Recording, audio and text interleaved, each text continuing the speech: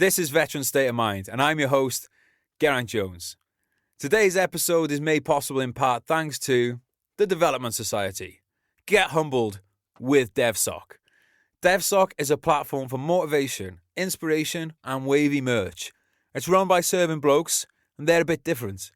Wavy vibes, unusual thoughts, and stoic philosophies are what drive them to strive for the very best. Their last t-shirt release sold out in 20 minutes, so their stuff doesn't stick around. If you're looking for motivation in fitness, work, or in life itself, then check out my dudes at the Development Society, a community of like-minded people who want to grow. Head over to devsock.shop, and if they've got any stock in, no promises, because it does go fast, you can add GRJ10 into the code and you'll get 10% off. But go over to their website and sign up for the newsletter, because when their stuff does come in, you're going to know about it first. This stuff moves fast. Reason it moves fast, it looks fantastic. You can check them out too at the Development Society on Instagram, and I will tag them up in posts about the podcast and be sharing some of their stuff. So check them out. DevSock. Get humbled. You fucks. Right. This episode is also brought to you by Altberg Boots. So I was chuffed to bits when Altberg said they were interested in being a sponsor of the show. Reason being because I bought a pair of their boots for my first tour in Iraq, based purely on the fact that they looked alley, but they turned out to be insanely comfortable, and they lasted me for 3 tours, which is absolutely mental when you think about it. All the punishment they went through day in, day out, and they still lasted that long. Honestly, I could have got even more out of them if I just made a couple of minor repairs, but my days in the desert were over at that point, and they were laid to rest in Afghanistan. In fact, those boots are buried in Afghanistan, which is kind of cool when you think about it. As far as value for money goes, definitely Altberg boots are one of the best purchases I've ever made, and I mean that, and I swear down on that fact. When I was a PTI in Tidworth, I got a nice little chit from the doctor because I was doing a lot more tabbing than usual. Got a nice little chitty, and I was allowed to go and buy a pair of the men's Warrior boot. I still use them now when I go hill walking, which, as you know, is something I think is imperative to having good mental health. You know what you don't want to be doing is going out to improve your mental health with some time in the countryside, and you mess up your ankles trying to improve your mental health, all right? So get a good pair of boots that support your ankles and look alley too. So Altberg boots are made for men and women. They have different styles just so you can get the right weight and the right support for your ankles.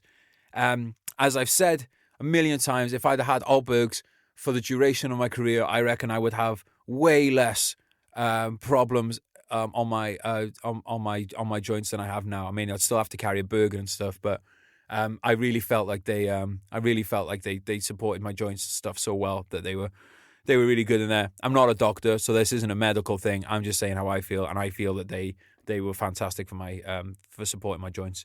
I can't recommend them enough. Civilian military styles, men and women. Check them out by going to altberg.co.uk. And lastly, this episode is brought to you by me, Veteran State of Mind, live October 17th at the National Army Museum. Those amazing guys who have been generous, I was going to say silly enough, generous enough to give us, to welcome us into the Army Museum. They've already been super cool with me on a bunch of stuff, and now they're doing this. It means a lot to me, as does the help from the Royal British Legion. National Army Museum, October 17th. Got Dean Stott in. Dean is just a kick-ass bloke, full stop. Going to learn a lot from him. If you want to get inspired, come see Dean. Bottom line. He's got a book out on October 3rd called Relentless. I recommend picking it up on October the 3rd, reading it, digesting it, learning some more about Dean, and then bringing it along with you so Dean can sign it. And I'm sure he would like to say thank you for you picking up his book, because he is, as well as being a bit of a badass, he's a lovely bloke. And we're going to cover Dean's journey. Actually, you know what? I got a couple of quotes here about the book, so let me just read those. Dean's relentless determination to help those who face many mental health battles is incredible and admirable. He's a hero to many. That's from Bear Grylls. No big deal. Dean's journey from special boat service to intrepid adventurer is truly inspirational. Sir Rainulf Fiennes. Also, not a big deal. Last one. Dean's a top bloke, and it's a fucking good book. Geraint Jones, obviously, that is the cover quote on there, the biggest of the big. Yeah, Dean is a legend. The guys at the Army Museum are legends. The guys at the British Legion are legends. It's going to be a lot of legends in one place. So come on down. If you want to get tickets for it, you can get them at, there's a link on my social media, or you can go to the National Army Museum website. It's a few quid, cheap as chips, and you get to learn from a legend. Also, Dean will be there. Wham wham. All right, guys. Enjoy today's podcast. I'm not sure what it's going to be yet, because I'm recording these in advance, because I'm trying to be more organised with my life. So whatever it is, I hope you enjoy it. Have a good one. Cheers. Bye. I won't forget it. That feeling of acceptance. I can be the guy that's looking back with knowledge as my weapon. Cause it's inside of you and it's inside of me. The real killer in depression is to suffer silently. The journey's rough, the road is long. You've just got to accept. You haven't got to see the whole staircase, just the first step. And have you ever felt... Paul, good to see you, mate. Hey, you too, man. Cheers. Nice to be on English soil. Let's have a little cheers in there. Cheers, buddy.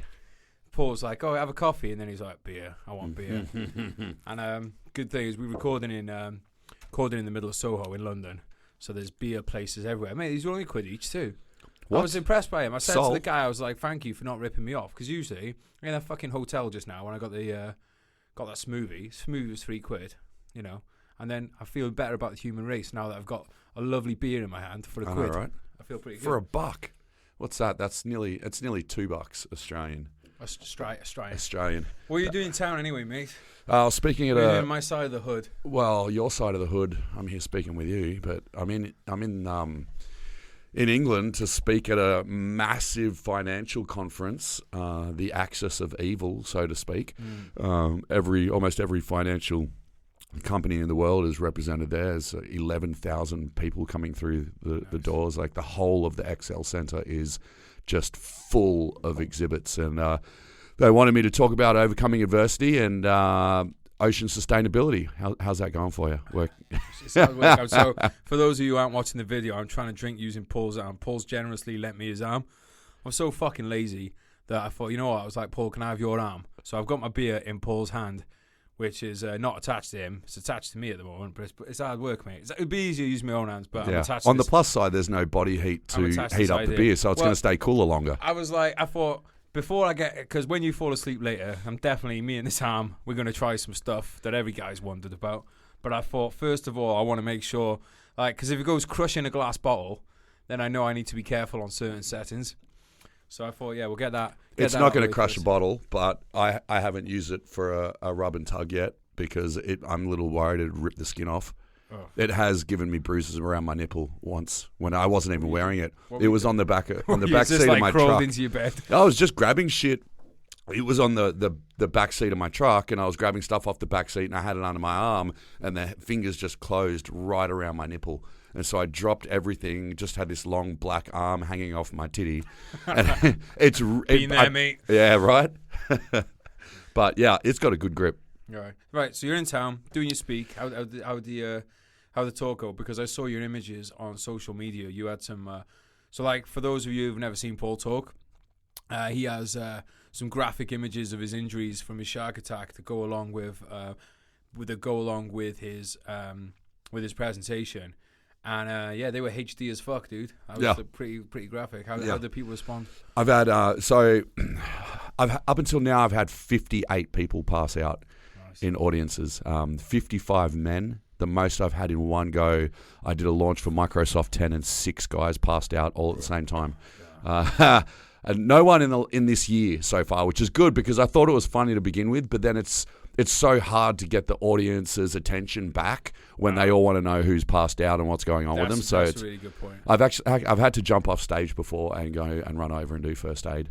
Well, that must have got people moist. Yeah. Well, Microsoft said it was the best conference they'd ever had. Yeah.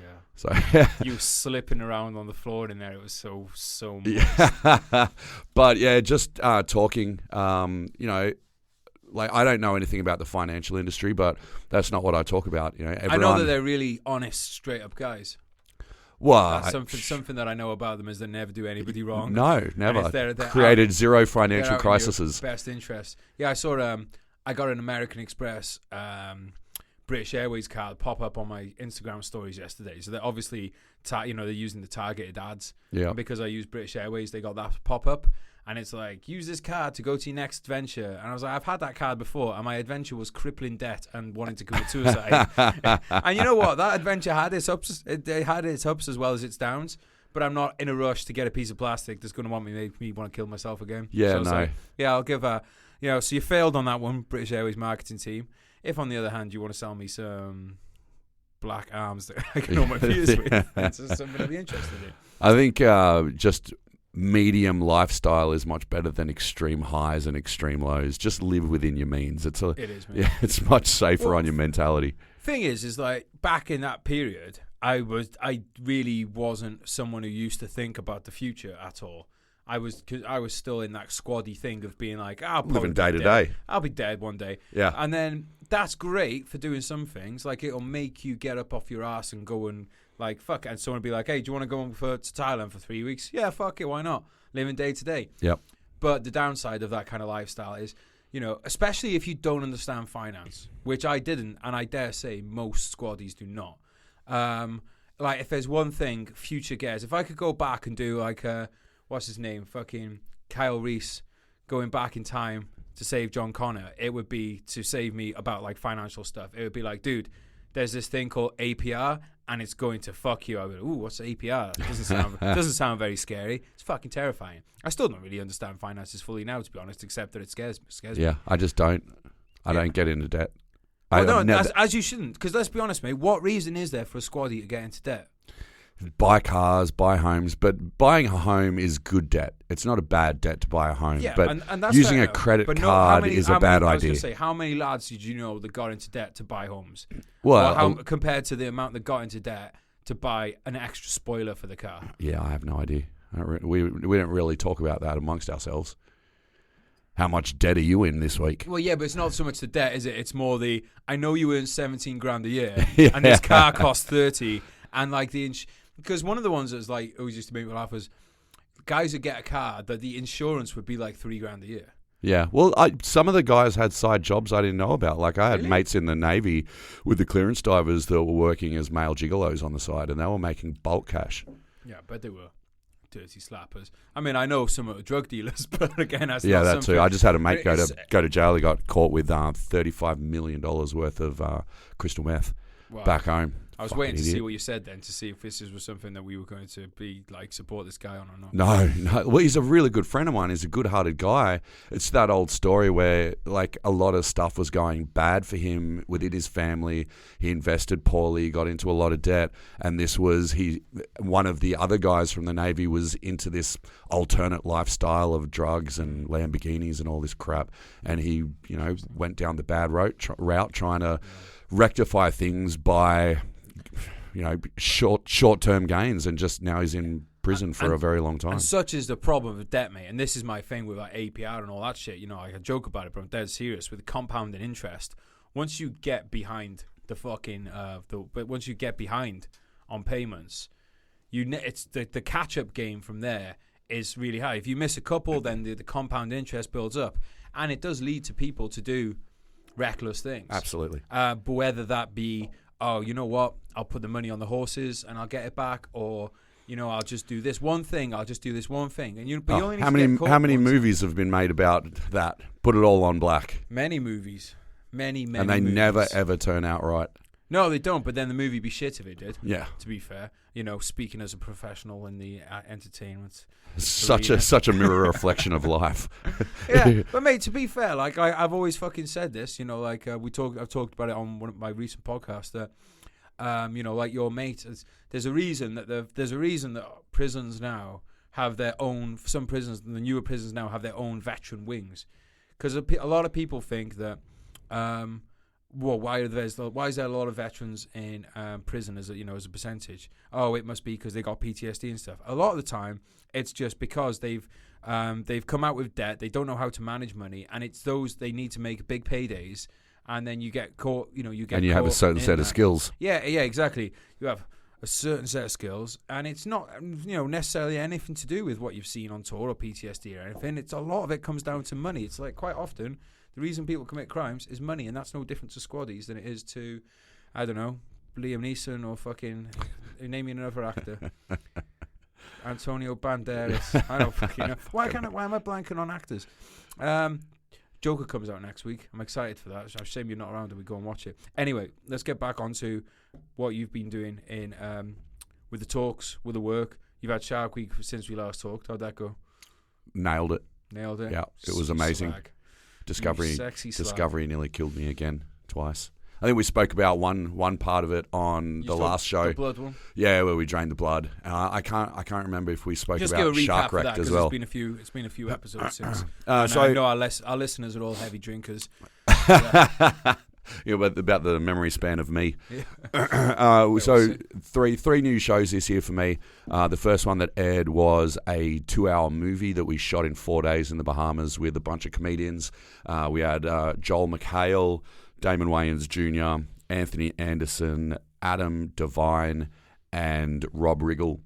Really cool. Marine Corps veteran. Yep. Really, he gave me one of his challenge coins. Nice. Really nice guy, really great crew. Two different production companies, Woolpack and Anomaly Entertainment. Really great experience working with a bunch of my friends as well. So, and what stemmed from that is we're going into waiting for a green light on my own series, because I guess they saw that how well I dealt with the celebrities and interacted with them, and basically just worked on my days off. You know, I'm on-screen talent. I'm not expected to do anything except be on camera and talk shit and deal with sharks. But on my days off, I'm there, I'm holding the lights and I'm working as a grip and I'm doing this and that. And I'm just helping out because I love doing it. And I guess they saw that and they just said, hey, let's do a series together. So we created this series. It's called Survive the Night. I can't really say too much about it because it's waiting for a green light from Discovery Channel. But if it doesn't... Is it you that's been poking around my fucking house? Did you unwittingly get me to sign something when we were shit-faced? Yeah, exactly. But so we did that. It came out first night. That was amazing. And then the second one was Laws of Jaws 2, and we discussed that. That was where we were testing some commonly believed shark myths and testing some survival tactics for shark. Just give us a couple of shark myths then before we go on. Well, the one we tested was one that I personally tested was, does human blood attract sharks? Right. Does it? So, well, I drained a half a litre of my blood out of my arm in an IV bag, jumped off the back of the boat in 25 feet of water with tiger sharks, bull sharks, hammerheads, and lemon sharks, so 20 metres away from the boat, pulled out a knife, ripped the bag open, so I'm engulfed in a plume of my own blood, and the sharks did nothing. Right. Nothing. And my friend was like, well, yeah, sure, but you knew you were safe because you tested it before. You obviously put blood in the water before you got in there. And I just looked at it like, yeah, that would have been a really great idea. But no, we actually didn't. It wouldn't have been very Shark Week of us, would it? No. So hang on. No, but then they threw fish blood in the water and I swam through that. Right. And then they went predatory and I had to fend off the sharks to get to the boat. Because what I was going to say is, right, why was your friend pissed off that he didn't rip you apart? I think you need to look up definition of friend here, mate. Okay, so... If that's the case, then where do you reckon that myth? Where does that myth come from? Is it just from TV? Like someone put it in a story and it's come from that? Yeah, I think it's like many things. It's probably come from a quote out of Jaws, or it's come from situations where sharks have been attracted to something else, but we've thought it's to the blood. For example, spearfishermen. A lot of people know that once you shoot a fish, the thrashing of the fish creates these low frequency thrums that the sharks pick up on the lateral lines of their body. They pick up the electromagnetic signature through the ampullae of Lorenzini, which is the tiny little gel sacs the sharks have under their nose. Like a jazz musician. Yeah. So they pick up that, but what they don't know is even when you're spearfishing and you're not hitting fish, the sharks are so in tune to the sound of that rubber getting flicked, or the metal pinging off the rocks when you miss the fish, even that will attract them in. Right. So we tested that out as well. That's because they know there's going to be dead fish around. Well, either they know there's going to be dead fish around. It's a sound that they know is associated with humans killing dead fish, or it's that low frequency thrum, that sound of the rubber snapping. So that low frequency thrum is one of your next challenges going to be to fill your pockets with vibrators and jump into the water, because I definitely think that would be an interesting one. Well, pockets aren't where vibrators go. So why would I do that? Okay, because there's children that listen to this podcast. That's fine. You're coming on the next trip and you're holding the Fucking vibrators and they're not in your pockets. I'm not being IC vibrator, mate. Thank you very much. Although, saying that, I do owe you. It's not a weekend after all. I do owe you for this arm. So go on then, fair one. So we did that one. And then the next show we did Shark Wrecked 2, where me and James Clancy, British SBS bloke, bailed out of a tiny-ass plane at 15,000 feet directly into the ocean of the South Pacific, into the world's second biggest shark sanctuary, and survived 2 days, 2 nights, no food or water. He's not here. You sure he's all right? Yeah, he's actually at what they call it, Wild Screen or Wild something. Yeah, I think he's up. I saw. He's in the States at the moment. Yeah, I think he's in Yosemite, isn't he? Yeah. I think, yeah. But the parachute into the water and the survival, survival sucks. I hate it. Like, you either... Hang on, clarify what you mean. Do you mean surviving sucks? No, just surviving doesn't suck, but going through the survival sequences sucks. I'm not a survival expert by any means. Like, all I know is how to deal with a pretty good fucking job of it. Yeah. And how to deal with situations that are put in front of me pretty well by just using common sense and a little bit of ingenuity. But drifting through the ocean, there's really not much you can do. And it really sucks. Like, it's just really fucking boring. Yeah. Like the long nights in pitch black where you can't see anything and there's sharks around you. That really sucks. But the worst part was the practice jump. When I literally got my free fall license completed it the week before we shot this. Where did you do that? I did it at Lake Elsinore in California.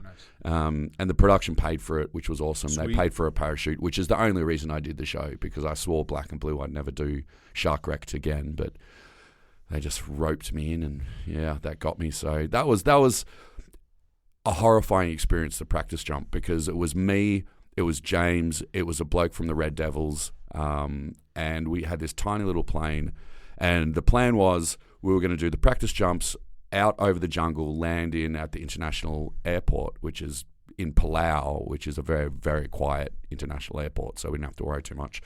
But we had to get the jump master out onto the wheel, holding onto the wing strut, because we couldn't all fit in the door. So he started getting out. Me and James shuffle our butts into the door. Legs are hanging over the edge, looking down into the jungle, and all of a sudden the jump master just falls.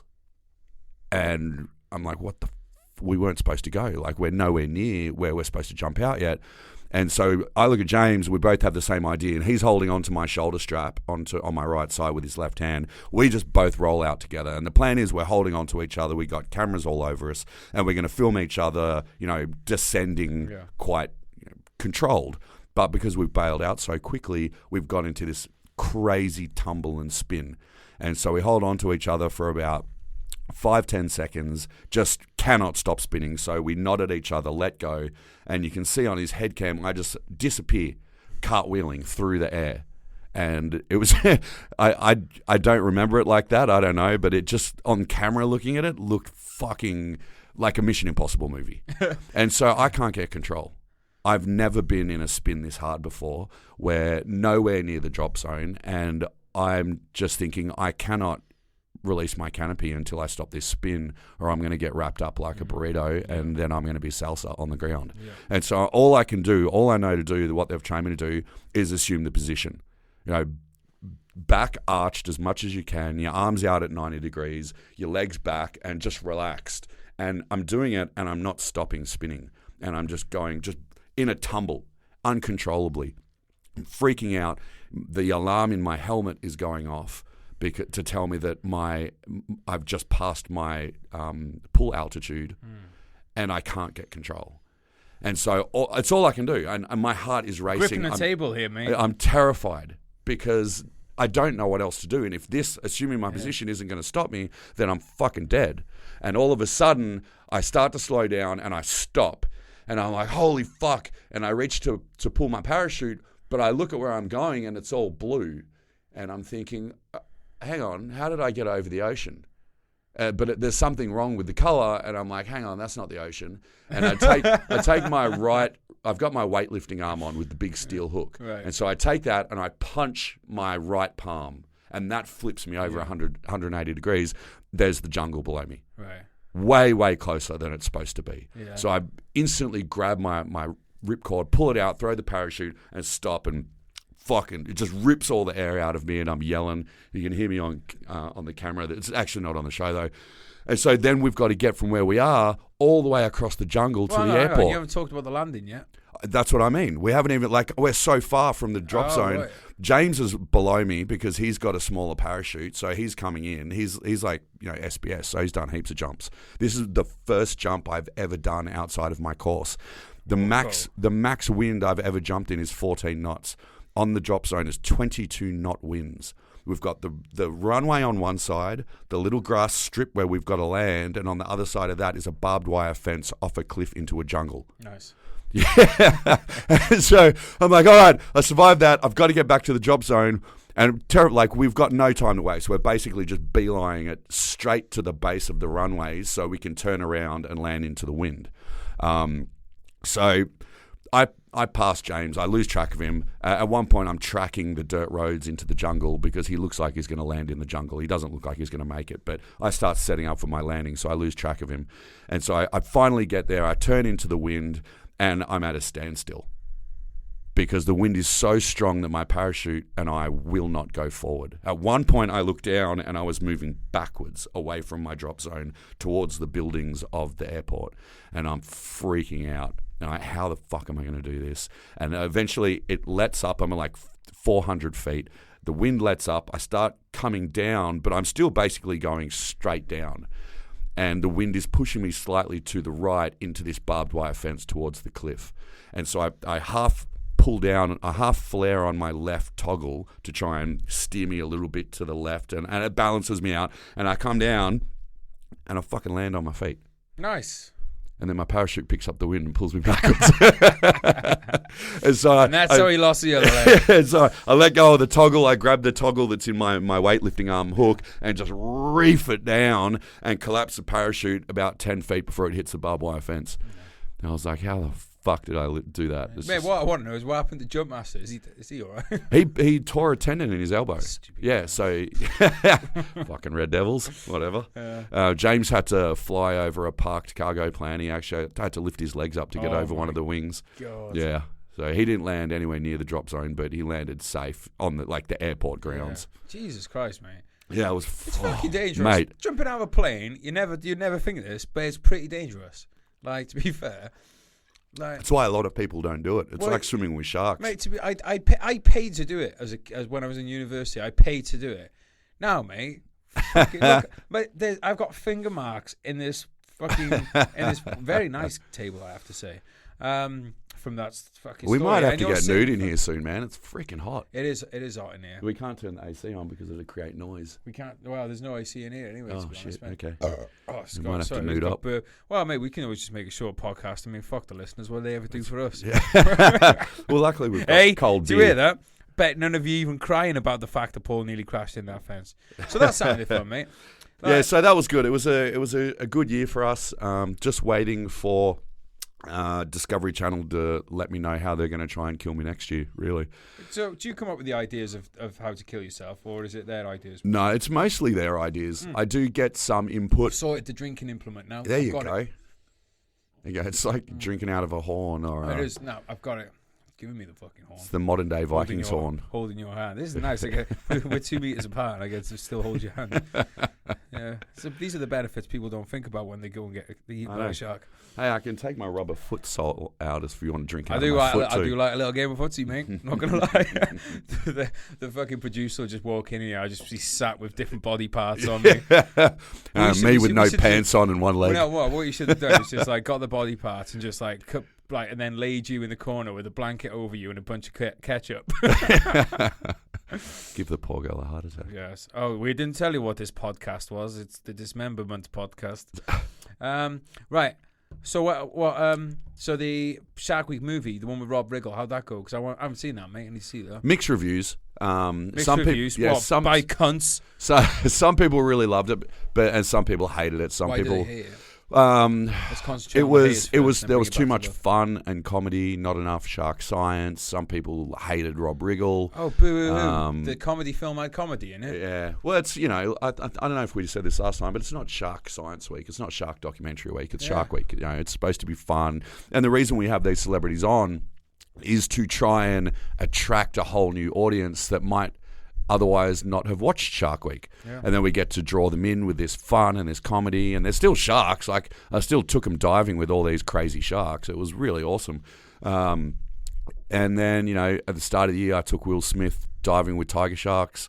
I actually got bitten this year for the first time. You're not supposed to tell people that's bad for sharks. Yeah. Well, I was hand feeding sharks, but it was I took Al Roker from Veteran State of Mind does not condone hand feeding sharks. But Paul De Gelder does. Unless it's going to get you some top shelf lady or man, if you want that, whatever you want. But as long as it has to be top shelf. But yeah, so go on, tell us about the bite then. It was for Shark Week publicity, and I was taking Al Roker, he's a host on, I think it's Today Show or Today something in America. And so I took him down for a shark dive, and they said he's an experienced diver. So I was like, cool, no worries. And then we got in the water, and he just started drifting backwards.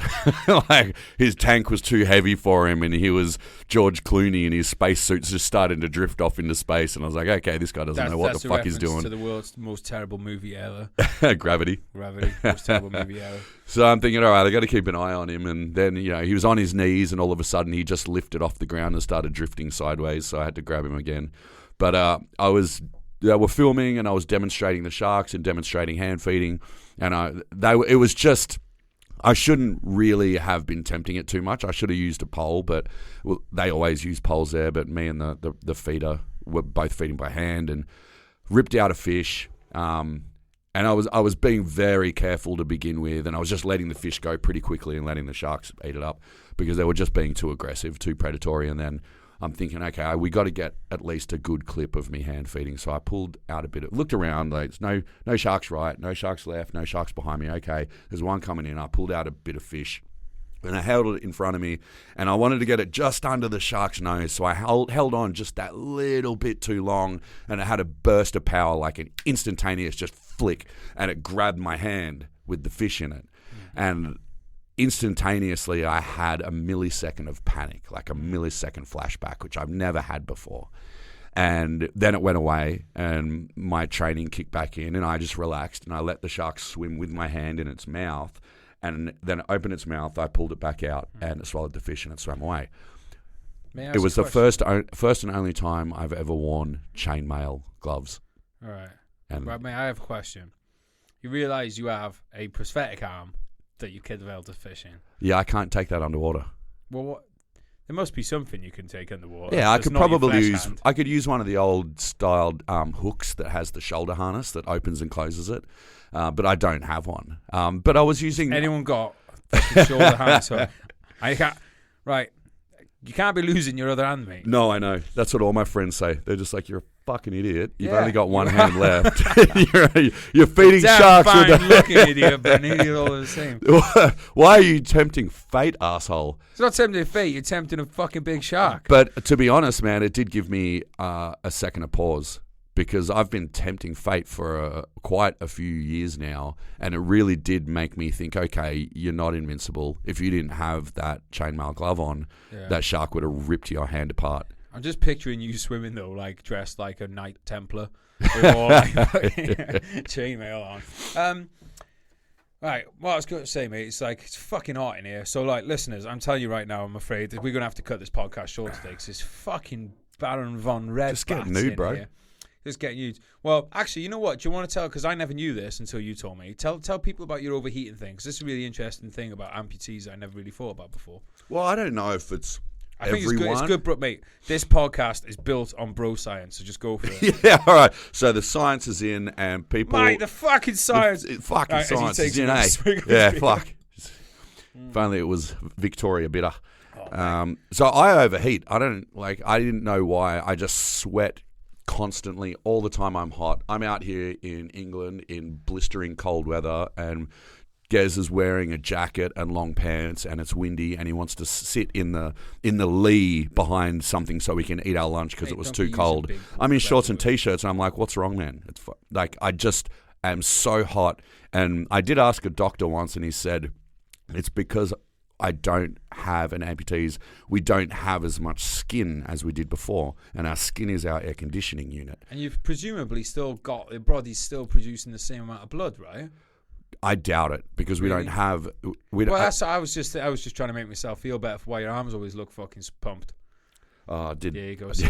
Come on, mate. I promise you a compliment. Right, hang on. This actually ties in with the old fucking army stuff, right? My mate showed me an article where they're like, "Oh, we can't understand why we've got so many heat casualties now." It's like, really, the only bit of skin that you've got showing when you're on tour now is like your fucking lips. Right? And you're like, carrying vastly more weight than traditional soldiers have ever carried. Everything's covered. I think it was a Marine Corps article, I think. It was like, everything's covered. You've got to have gloves on. You've got, like, you can't even have heat escaping from your fucking eyeballs because you've got the eye protection on. Literally, almost everything, apart from a couple of little inches on your face, everything is covered. Yeah. And, like, if a body armor plate is designed to stop a PKM round, it's definitely not going to let out fucking heat. Hell no. So it's no wonder that even if you're operating in that stuff in a cold environment, of course you've got fucking heat casualty risks. Of course you have. And I think, like, the thing is about as well is, like, and, you know, people, like, a good example of this, and it's like a tragic fucking example, is when people die on people die doing marathons, people die on SAS selection, you know, during the tabbing thing. They're not wearing helmet or body armor, but they die of a lot of the time of heat exhaustion, this kind of thing. Because we don't know when to quit. Exactly, mate. Because you're not the mentality of people who are going to go, "Oh, I feel dizzy, I'm going to stop." You're going to go, "Shut the fuck up, you cunt. We're pushing through this." That's the inner monologue's going to be, "We're fucking going until we die." And unfortunately, some people do. But yeah, so the thing is, it's like, yeah, okay, maybe all that extra protection will stop you having casualties of some kinds. But then there is going to be that trade-off of then you are going to have heat casualties, and those heat casualties can be fatal. Like, you can die from the heat as much as you can from the military needs to invest more money into the science of cooling technologies, such as the materials they're using for the camis. Yeah. There are cooling technology materials that you can make these clothes out of, especially if you look at the Bedouin the Bedouin that live out there with the loose layers. The man dresses. Yeah. Right, here's the thing, mate, right? Who is, in the whole universe, who's the greatest predator that ever lived? The Predator. The Predator. How much clothes is he wearing? Fucking None. fishnet stockings. Yeah. Fishnet stockings. That's it. We're bringing it back. I'm telling you, fishnet stockings. Next time we go to Afghanistan, because it's going to happen, we're going to go back there. I want fishnet stockings. Full face masks. Full face masks. Fishnet stocking. I'm not really sure how that works. Mind you, it's protection against IEDs. You've got the face mask. You know what? I think that's going to strike more terror into the hearts of the people we're fighting against if they think there's a gay pride parade with guns coming at them. Well, I mean, it's either going to do one of two things. They're going to run, or they're going to be very invigorated to fight against us, or they may be very invigorated in their penises as well, because I know that, you know, what's funny about that place, man. So who are we fighting next, you reckon? Fucking Afghans again, mate. We're Great Britain. We have a fight against Afghanistan in fucking 50 years. We lose them all. You don't reckon it's like Britain and Germany.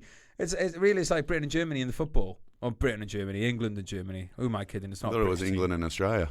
England is. That's the other football. No, that's cricket. That is. No, so your definition of football is different to mine. Footy, mate. Right, hang on. Not China. Not Korea. Nah, that's never going to happen, mate. Never going to happen.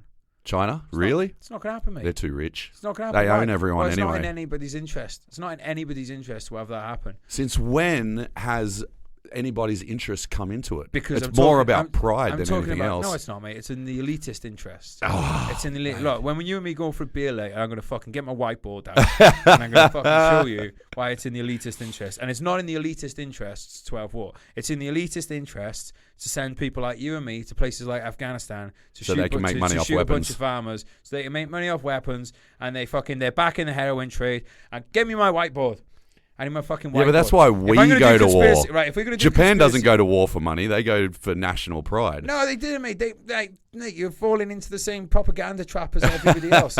They were doing it for power, same as anyone does anything, right? Why am I? I put pride and power under the same thing. Well, yeah, it is, but it's not about national pride, mate. National pride is a tool used by the elitists to get what they want. All right, this is a whole other podcast. You're going down the rabbit hole. Yeah, and I need my whiteboard. All right, I got to have my whiteboard to illustrate these points. Hey, you know what? Actually, I was talking to my mum yesterday, and she said you know what? I had one of those moments when my mum looks at me with like, oh, you're not actually an absolute fucktard after all. You actually have a brain. In those words. All right, yeah. Well, no, you can see that's the look that passes over her face. So, right, here's the thing, right? I was thinking the other day, I thought, got a lot of people, including like 16-year-old girl, who is a lot of people, she's makes a lot of people mad. Anyway, there's a 16-year-old girl and a lot of other people worried about climate change and stuff. And I thought, you know what? Yeah, that's great. We should be worried about climate change. But I thought, you know what we should be worried about first and foremost, all the time? It should always be preventing war. That should always be the first and foremost thing. And here's my thinking, right? Let's say that today, every single country in the world goes, all right, we're going to do this climate change stuff. We're going to stop. We're going to do renewable energy, all that kind of thing. But then in 4 years' time, there's a war, right? Because we've neglected other things, or like that climate change thing, one country goes to war over another for whatever reason, all right? Well, one country now is not making any money out of oil and gas and all that, exactly, so they're poor, exactly, and now they need more power. Exactly, mate, because as much it's as a delicate balance. Exactly, mate. As much as I hate it, the current system has kept the Middle East in a certain amount of check. And I don't agree with it all, the principles behind it, but we haven't had the World War for what we now 70 years, right? We haven't had one. Whereas the last two were 20 years apart. And then when there might not have been world wars behind that, but they were major state-on-state wars like every 20 years. Yeah. And we haven't had one for 70. So there's some things are going right, all right? Let's just say that. Some things are going right. If there is a major war between state-on-state, what do you reckon that's going to do for the climate change? People aren't going to go, oh, hang on, we got to watch our carbon emissions, so we're only going to have one armoured division, and they're only going to move 2 miles a day, and for every mile they move, we're going to plant 1,000 trees. It's not going to happen, is it? No. It's going to go totally out the fucking window. So, people out there, if you believe in climate change, this is a camera moment, if you believe in climate change, if you believe in climate change, believe in peace. Because, and that means peace by any means, which may include violence, which sounds paradoxical, but it's the fucking truth. Or we could just be at peace for peace's sake. No, but mate, that's the wrong way to look at it. No. We don't actually want peace. We want climate change for peace. I agree with being no at peace. Peace for peace's sake. I agree with being at peace for peace's sake. All it takes for everyone to be at peace at every level is everyone just says to themselves today, I am not going to be a cunt. That's all it takes. You stop being a cunt.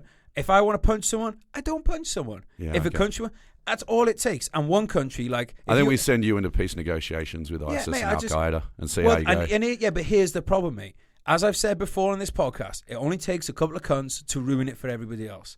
That's standard. That is the great tragedy of the fucking world, mate. Because the majority of this, we got 7 billion people on this planet. Mm-hmm, yep. I'm telling you, at least 6 billion are good people. I'll put a fucking Gez Jones bottom dollar on that right now.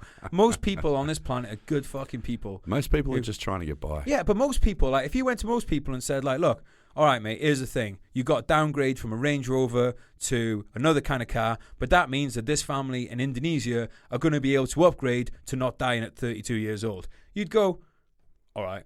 Most people would do that. But there's some people who go like, look, here's the thing, mate. Instead of having 90 billion, you're going to have 80. And they'll say, get to fuck. And if you do that, I'm pulling all my fucking resources out of your country. There's a bunch of fucking cunts out there, basically. There's a bunch of fucking bastards out. Mate, here's the thing, right? If you were a billionaire, do you reckon you'd keep the money or do you reckon you'd give it out? Because here's the thing. If you do become a billionaire, I don't want you to give it all away because I want us to have a super yacht. And I'll be honest, I want a super yacht. A solar-powered super yacht. I'm never going to have a super yacht, so I'm putting my faith in you. Oh, shit. Mate, that's a lot of pressure. Well, it is a lot of pressure, mate. But I'm just being honest that I want things like super yachts. I'm not saying that. But it's got to be solar powered. Mate, it's got to be super chicks. I'd love that. Yeah, they love that. Solar powered bubble baths. Right, we're getting off topic here, mate. I'm going on to one of my rants. Bro, I'm just following you. Right, okay. Bring out the questions. The questions. The questions. Right, thank you. You sent them to me. Yeah, well, I did. Right. I sent them to you because we're recording on my. All right. Thank you for people who submitted the questions, mate. I'm all fired up. I was sweaty before. Now I'm absolutely moist. All right? So, welcome back to the D. Welcome back to the dick. Welcome back. I don't know if the that's like the end of it or like it's got ... after it. This is the person that sent it in, so I don't know if it's like welcome back to. Oh, that's from Chris. Welcome back depth to or that's from Chris. Welcome back to the dark side. Oh, okay, yeah.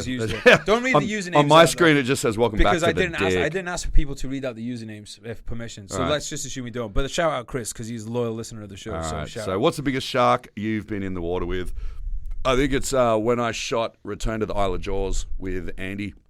We went to the most southern and western point of Australia, and we dropped a cage with him and I in it to 110 feet, which is it's about 40 meters. And we got out of the cage with, I think at one point there were 7 14-foot male great white sharks. 14 foot. That's like so I could only meters? see 14 foot divided by 3. So Fucking hell, mate. Don't look at me. I was in the fucking infantry. me too. Oh, shit. Hang on, let me go and ask someone. So it's about 3.5 meters. Fuck. Yeah, big Mate, big males. Like one corner of this room to the other, right? Yeah. Jesus Christ. So on the way down, we counted 7, but I only saw. I had a little GoPro with me, and Andy had this big camera, big red digital that he uses to film your death. Well, he uses it one for filming, and the other one it's a good barrier for him to push away the sharks when they get too close. I had a GoPro on a stick. I was putting a lot of faith in Andy's decision to get out of the cage. So I only had like 3 within my vision at any one time. So I could see 3 great white sharks all at once. I don't know where the rest of them were. There was massive stingrays swimming around next to them. And we spent probably 10 minutes at that depth, most of the time probably 10, 15 meters away from the cage. So that was probably one of the best dives I've ever done, and also the biggest, scariest sharks. I have a question. How much is your life insurance policy? I don't have one. You are a fucking mad cunt. A mad cunt, mate. And I mean that with all due respect. And also all due worry. I've taken you into my life, mate. I'm worried about you now. All right, next question. Next question. All right, we are going to fire him up. What is his opinion on other foreign military forces like the English and American Army? All right, first of all, it's not the fucking English Army. It's the British Army. All right, but thanks for the question. I've never worked with them, either of them. Well, hang on. You got one of the best-looking ones sitting across from you. Well, I didn't work with you, though. I didn't know you when you were in the military. You've worked with me, though. Yeah. I've only worked with the British clearance divers. We spent 4 weeks in Malaysia together with the Singaporeans and Malaysians and the Kiwis. The officer was the biggest cunt there. He basically sat on... The English one? The English one, Because I knew he was English, see, I just knew that. He literally sat on the front porch of his little tuk-tuk hut the whole time reading his book while all of his boys were working. What was he reading? Was it Brothers in Arms by Geraint Jones? Yeah, probably. Brothers in Arms by Geraint Jones. But all the British lads, fucking amazing, worked their asses off, same as the Kiwi, same as everyone except for that English officer. Even our officers were out in the baking hot sun in Malaysia. Like, we spent 8 hours out in unprotected rubber dinghies doing mine searches of the harbour and stuff, and it was just relentless heat. So yeah, really good. That's really the only time I've worked with the Brits or the Americans. I think we did one small exercise. I just don't have enough. So I'm sorry I can't answer that question. As far as I know, from my friends, from the limited experience I have, they're all fucking awesome. I'm going to jump on it, and I'm just going to say that I find American Marine Corps guys are pretty much interchangeable in a lot of ways with British guys. So are the Aussie guys. Shout out our mate Drew. Yep. The Kiwi guys, Aussie guys. I find that like we're very kind of interchangeable in our ethos, in our attitudes, in the way that we take shits and showers. I think Drew's overseas right now. I think he's in Afghanistan. Back. Oh, he just got back? Yeah, but he's leaving the States. Anyway. That's right. He's going back to Australia. Drew's personal life. All right. So next question. Because he's the kind of guy who shoot me in the face. Did he have to change wanking hands when the shark took his other? Absolutely. Thank you for this question, Mum. Absolutely. I really did. I had to change my everything hand. I had to learn to write left-handed, do up my shoelaces left-handed, everything. What was the thing though when you were lying in the What came into your mind first? Was it, I'm going to have to learn to write with my left hand, or was it, I'm going to have to learn to wank with my left hand? Dude, as a man. There was 2 things. It was, I'm going to lose my career and I'm never going to have a girlfriend again. Oof, mate, that's heavy. You just fucking took this down a notch, didn't you? Hey, bro, you asked for. I asked about wanking. Yeah, man. That I was terrified. I was terrified of losing my career, and I was terrified of being looked at as less than a man, and that really fucked me up. But you know what? It also that I used that fear to drive me to not allow that to happen. So what did I do? I got out. I trained my fucking ass off to prove to everyone that physically I could do my job, and I practiced my happiness and being happy and my confidence. That's a nice way of putting it. Practicing happiness. Yeah. I fucking like that. Walked around with, like, I didn't want people to look at me walking around with one leg and one hand slumped over. So instead, I pinned my shoulders back, I lifted my head up, and I walked around with confidence. And I tell you what, I got my career back in 6 months as an instructor. And I've had better looking girlfriends in the past 10 years than I ever had in my life. Not the looks that are the all important thing. Not the looks are the all important thing. Absolutely But let's be honest. But the all round packages, like, just incredibly. Yeah, they're just fucking dope. I mean, I can vouch for that. Not, like the basic message is it's not always about how you look. It's more about it's how you carry yourself. It's how you carry yourself. It's how you feel about yourself, and it's how you make other people feel about themselves. You know what probably doesn't hurt either, mate. It'd be like, oh yeah, just jumped out of a plane, one arm, one leg, cleared the forest, landed in the trees, jumped in the sea with a shark. I mean, to be fair, like, here's the thing, mate. If you told that to a girl in Wrexham, she'd say that you're full of shit. And that's the problem. That's why you have to live in somewhere like, for you have to live in LA. Because there's people in LA, like, that's where all the nutters like you live. Like, all the stuntmen and stuff live there. So if people hear that, they're like, oh yeah, he's a stunt, like, he does like stuntman stuff. If you said that in most places, they'd be like, this guy is just fucking, he's obviously on day release from a mental asylum. I'd rather live in those places. You still may be on day release from a mental asylum, but you do actually do what you say you do. I don't want to live in LA around those people. I want to live around the places where there's just normal people. Like, I don't feel like I'm doing anything special or anything crazy. It's just a job. I love my job. Well, you're being very humble, mate. It's just, it honestly is. Like, it's no different to being in the army. Like, you, but the army is an exceptional job in itself. Absolutely. Not that there's I'm not saying. But the thing is, like, it's service. Army. It's the you are a soldier. You serve. You stand up for people that can't stand up for themselves. You are the enforcer to stop evil. And so I see this, what I do now, as a change over to that. I stand up for the oceans and for the sharks and for the environment that can't stand up for itself against people that don't give a fuck or don't know or want to destroy it. So my service is just transferred over to protecting something else. Slow down. That don't know, that don't give a fuck, or was there another one in there? Yeah, or just don't care. Or just don't care. No, just don't know, don't give a fuck, or I can't remember now. Don't know, don't give a fuck, or don't care. Well, don't give a fuck and don't care is the same thing. Oh, yeah, it is. Yeah. Fuck, I've only had 2 beers. Mate, it's the fucking heat in this room. Yeah, it's hot as shit. All right, hang on. Okay, because here's the thing, right? Like, you made the difference in my life. I tried going vegan for a bit, not really into it. I've got to say, we've had this, like... I understand, though, why it's harder here in England, because I've been here 3 days, and although I still have eaten all vegan food, I feel like a bag of shit because the food I've been able to get hasn't been good because I've either been stuck in my hotel or at the conference or just grabbing whatever I can between train trips. I didn't have any problem doing vegan for a couple of months when I was in California. Yeah. Because there was loads of fucking options and it was easy, and also I got to be honest, I think it's easier to be vegan when you're somewhere warm. I just genuinely believe that like when it's vegan, when it's colder you want comfort food. When it's colder I want piles of fat and meat. That's what I want. That's what my brain is telling me to eat.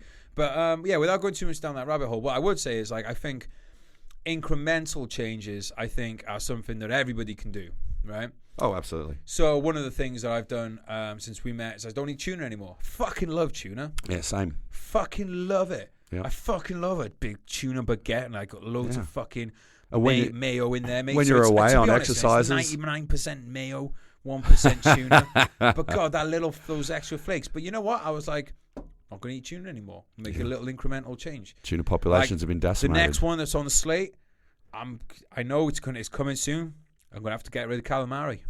I love calamari. Yeah, but the days and octopus. But the day's got to come. I love octopus. Like, the day's got to come where I give them up, unless I catch it myself. Well, octopus are such intelligent animals, mate. But our thing is, mate, I used to shoot people, so I haven't got an issue there. Well, I never had to do that, but I trained to shoot people for a very long time. My whole job was I've trained to eat it. Yeah, but so trained 5 times a day. I'd rather shoot evil people in the face than kill innocent animals needlessly for food. Is thinking, though, mate. What's that? You don't know what that octopus is thinking. Oh, it probably just wants to defend its home and it'll bite your face off if it can. That's what I said about the Taliban, mate. So you're defending the Taliban? No, they're not defending their home. They're defending their fucking crazy, whacked out religion. But I fucking love eating octopus. But I know it's going to come a day I'm going to have to give it up. I'm just not there yet. And I'll be honest, I have weakness. There's a lot of things I should give up, But, I feel that's why it's got to be incremental changes. When I tried to do it was all too much. And then all of a sudden I was just, I become very all or nothing about something. So somebody'd be like, oh, I made you a burger. I don't eat burgers anymore. I'm a vegan. Why would you support me? Yeah, you go through stages like that, man. Definitely. Yeah. So my friend, that movie, The Game Changers, just came out. Oh yeah, talk about that. So a couple of my buddies are in it. Nimai Delgado, Misha, who are both vegan bodybuilders. Damien Mander, who I worked with in the Navy and in Zimbabwe doing anti-poaching. A couple other guys. Just one of the strongmen. What's his name? Babubian or something. But just breaks down the myths about eating a plant-based diet and being fit and strong and healthy. Nimai, his shape is incredible. Yeah, he's jacked as shit. And he's never eaten meat. He's been vegetarian his whole life. That's what's so impressive about him is that he can actually turn around and say, well, I didn't get to this size and then maintain. But then you get these retards that get online and say, he only built all of his muscles when he was drinking milk and eating cheese. I had a glass of milk this morning, mate. Look at me. Mind you, actually, it's true. I back up that theory. I just saw myself on camera and I am fucking huge. Jacked. You're a pretty big lad. Yeah, and I'm bigger now than I used to eat all the freaking chicken breasts in the world. All the kangaroo meat. I used to, 90% of my food was meat. And I was never big at all. Kangaroo meat sounds good. It's really tasty. Fucking, I can't believe I'm going to a fucking vegan But don't do it because they're cute and cuddly. Yeah, fuck them. I think Australia is the only country that eats the animals on its coat of arms. Both of them. The kangaroo and the emu. Well, we got dragons, and I definitely slayed a few dragons in my time. I bet you have around Soho. Yeah. Right, next question. It's time to move on from this one. I got to open my phone again. Hang on. All right. You professional. How many sharks have you helped overall? Shit, I'll have to run a census, I reckon. No idea. That's lots. Really, lots. Many sharks. It's second-hand helping and third-hand helping. I just put the message out there. I give the visual inputs and information, and then it goes out to you guys. Yeah. Whether you spread that information to help people fall in love with sharks so that they want to protect them. I love sharks now, mate. You made me love sharks. Yeah, I get messages like that all the time. So I'm still scared. I'm still fucking terrified of them, but I love them. It's basically, I have the same relationship with sharks now as I have with women. Terrified, but adoring. What's the most important quality a human should have? That's a good question. Oh man, that's deep as hell. It is deep, but that is a great question. I don't think. I think it's hard to narrow it down to one, but let's try anyway. Exactly. Well, I think the gift of giving. If you've never heard that phrase before. One of the greatest things that has happened to me has been to learn about the gift of being able to give and help to other people that will never be able to repay me. And if you're looking for happiness, that is probably the best route to go, because just trying to make yourself happy, you're never going to achieve it. But if you put a smile on someone else's face, then you get to share in that smile, you get to share in that happiness. Then there's two of you reflecting that happiness back at each other, and that's how happiness is truly created. And every good thing that I've done in my life has been reflected and multiplied in my own life. And I can attribute so many of the amazing things that I have now and things that I've done to just selfless acts of kindness and goodness and charity and helping to that. feel like I want to end the podcast there, mate. That was beautiful. What time is it? It's 4:20. Right. Is there any other good questions? Because that's really fired me up. How long are we going for? Okay, we've been going for about an hour. So yeah, because I think one of the things that you said there was really important is it's the giving without expectation of return, because it's quite easy to give if you expect something back. So it's like if I give this person a present on their birthday, I'm gonna get one back on mine, kind of thing, you know. To truly, but then you get pissed off if you don't get one back. Yeah, so you got to go into it like I don't want anything from you. You cannot, whether it's like this person cannot do anything for me, or I just don't expect anything back. And that's where the selflessness comes into it. And that's where the internal sense of happiness should stem from. Yeah. Not the fact that you're receiving something or you're going to get something back, but you've just done something that you don't want anything else in return for. You've just done it, and that's your sense of happiness, and you've just done that to make that other person happy. I love that, mate. Right, let's fire off a couple more questions. We'll do rapid fire answers for a couple, right, because people are taking the time to send them in. So we're going to do without expecting anything back from you, except going to order Brothers in Arms by Geraint Jones, and then subscribe to the podcast. Is that arm bionic or is it a normal prosthetic? Either way, thank you both for your service to Queen and I'm going to assume country because it's cut off. No, it's it was Queen and cunt. It was. Yeah. So absolutely bionic. The legs bionic. They both plug into the wall. The legs got 6 microprocessors in it, accelerometer, a gyroscope. It's waterproof. The hand is not waterproof, but yes, it opens and closes and holds a beer. What do you think about the cadet forces? I have no idea what that is. I don't think we have them in Australia. Thoughts on properly taking on a legal whale and shark finning, as in full-on strafing runs and torpedo. Fuck you all if you do it. Fuck the Japanese at the moment for killing the whales, especially in the Australian Whale Sanctuary. Fuck you all. It just breaks my heart that people could just harpoon these beautiful creatures in the ocean. I don't get it, mate. I gotta be honest. I don't get it. There's other things to raise, because they do it under the guise of science and they sell it in the supermarkets. Yeah, I don't. Same get as that. the Faroe Islands. I don't get that. And you know what? You can't. I don't hate all Japanese and I don't hate all Faroese Islanders, because you can't tar everyone with the same brush. In Australia, we hunt kangaroos and we hunt sharks and we fin sharks and all that shit. So it's. And here's the thing, mate. It's not going to be the lads on the boat who are. It'll be the people who own the companies that's making the money out of it. Yeah, the fucking global elitists, and they're going on my fucking whiteboard too. The fucks. The people paying the poor Africans to go out and hunt, mate. Dump cyanide in the water sources. Exactly. Favorite shark and why? We're not all pawns because we do have some semblance of self determination. But the fact is that it's well, we are pawns to a certain extent. Anyway, moving on. Just wanted to say he's fucking awesome. I'm going to assume they're talking about you. Probably me. Probably. Favorite shark and why? Don't have one. Love them all for all the different things that they have. Lame politician answer. Okay, think about this. Sharks aren't fucking voting for you. How fucking cool are hammerhead sharks? Super cool. Especially when you're swimming with them and they're just this incredible freakazoid looking, especially the great hammerhead that has one of the longest and tallest fins. Nice. Just incredible looking animals, and they swim directly into you like a dumb cunt. I like whale sharks. Whale sharks are amazing because they're massive. Yeah, they're massive and they've got pretty spotty patterns all over them, and you can swim alongside them. And I like whale sharks. Also, great whites. Who doesn't love great whites? The tiger sharks. They're beautiful. They're incredible to interact with. There are so many different breeds. Like the Greenland shark, the oldest living animal on Earth. They can live over 500 years, and they're blind. Hey, I got a question for you. Yeah. What's your favorite movie with sharks in it? It's got to be Jaws, the first Jaws. It's fucking awesome. Yeah, it'd have to be that.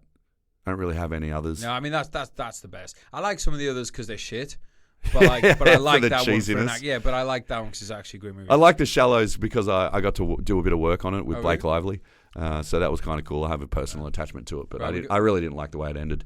But whatever. We got to wrap this up anyway. Mate. I need a fucking piss. And I'm boiling, basically. I need my arm back. Actually, we could solve both of these problems if I just start spraying over myself now. We might have I think. Should we go down now? Yeah, no, we should have cut the podcast Right, mate, 15 seconds ago before you said that. Mate, I can edit shit, but I never will because I'm fucking lazy. Mate, any messages you want to leave people with? Watch Shark Week. Tune in. Don't expect it to be all science. Come and have a good time. Learn about sharks. Have a laugh at our stupidity. You never know. I may die at one point, and that could be really fun for you to watch.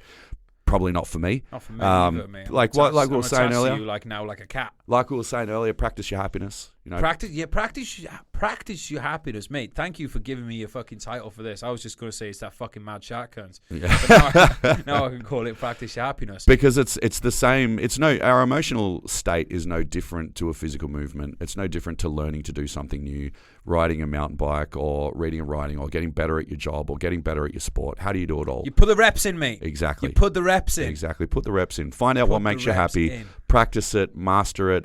Know your triggers. Know what makes I stopped drinking as much as I used to because I knew it used to put me in a depressive state. Bad news for you tonight, mate. So know your triggers. Know what makes you sad. Know what makes you angry. But also know what makes you happy and fulfilled. And once you know it, then you can continually do that over and over again. Like, I feel shit. I had a shit day yesterday. I was in agony all day because the skin is rubbed off my leg because of my prosthetic. I've seen it. It's not nice. No, it's horrible. And I spent 7 hours on the train, bouncing from train to train. It was welcome shit. to the UK. And I couldn't walk all last night. I was supposed to go to an event. I had to sit on my bed with my leg off.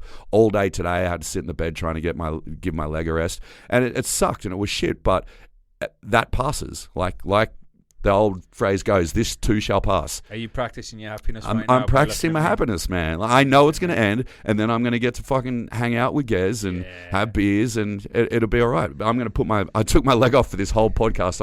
I'm sitting here with my pants off and my leg off and my arm off. This is the real reason I need to get off air. I am so wrecked. Because I needed to rest the skin on my leg. But whatever, I'm going to put my leg on, and it's going to fucking hurt, and it's okay. I'll just deal with it. But this is why you hang out with squaddies, because we know how to fucking shoulder carry our mates. Yeah, exactly. Because we are well practiced in that. Mate, where can people find you on the interwebs? On Instagram, pretty easy. On Instagram, Twitter, Facebook, it's all just under my name, Paul De Gelder. I got the website up, pauldegelder.com. I got some YouTube clips on. I got a couple of my very short speaking events on YouTube. I think there's a Nantucket project that I did out in the States last year. So it's not the full one. It's just kind of a little taste. Some of the motivational videos I put together of what I used to do in the military, and then the footage of the shark attack, some of the surgery photos, and then some of the stuff I achieved after that. So, and you know what? I didn't put them on there to brag and be, oh, this is how fucking awesome I am. I really did those up to say thank you to the people that believed in my impossible dreams and supported me. And I wanted to show them through these videos that the second chance and the love and support that I was getting from everyone wasn't wasted. And I am doing incredible things. Fucking right you are, mate. And so is everybody listening to this podcast. Love you all, guys. And we will catch you soon, mate. Cheers for coming on. Cheers, bro. Yeah. Love everyone. Goodbye. Listen.